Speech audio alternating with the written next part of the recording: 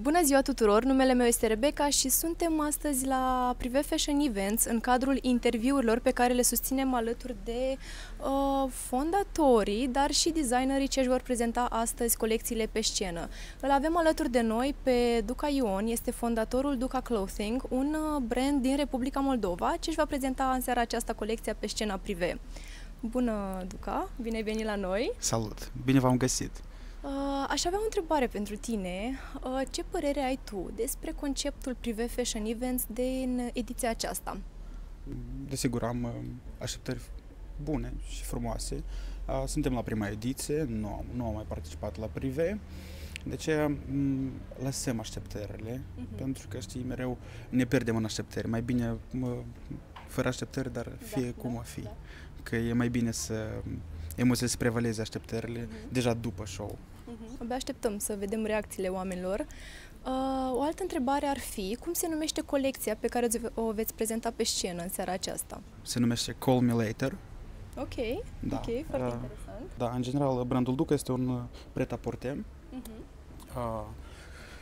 Prin acest brand, împreună cu echipa, transmit dragostea mea față de femei și prin colecții descriu idealurile mele feminine, chiar dacă nu cred în stereotipuri, concepții sau asupra feminității, desigur.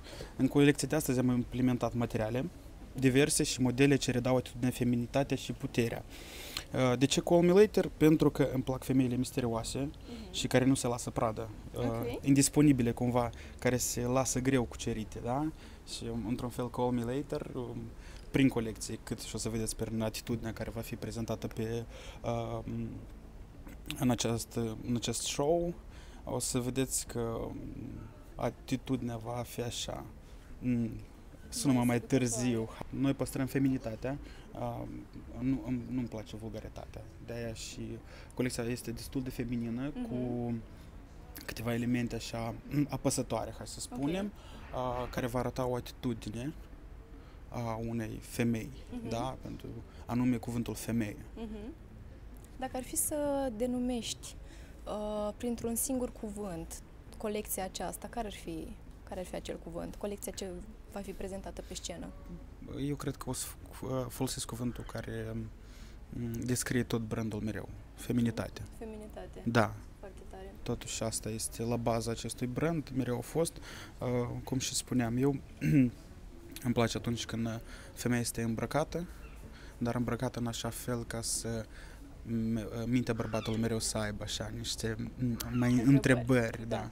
Da, deci este ceva misterios, ceva seducător, ceva foarte sexy, corect. dar în același timp deloc vulgar. Da, deci este se feminin. păstrează foarte mult linia aceea, nu se întrece de fapt limita. Niciodată aproape. Știm că este o limită destul de fină și mi se pare foarte interesant când un brand reușește să nu treacă acea linie foarte fină. Nu, pot să spun că dacă vorbim despre colecția de astăzi, ca și despre look-ul tău, da, dacă la tu nu trece nicio măsură, arată foarte feminin. Deci oarecum să zicem cum mă încadrez pentru... Chiar aș spune că perfect. Super. Dacă o să fie 11-a model pe scenă, ar fi foarte interesant, chiar mi-aș cred dori. că aproape că o să te implementezi și încadrezi în această colecție. Super. Mulțumim tare mult, abia așteptăm să vedem colecția pe scenă, mult succes! Mersi! Și așteptăm și reacțiile ulterioare. Da, chiar vă rog!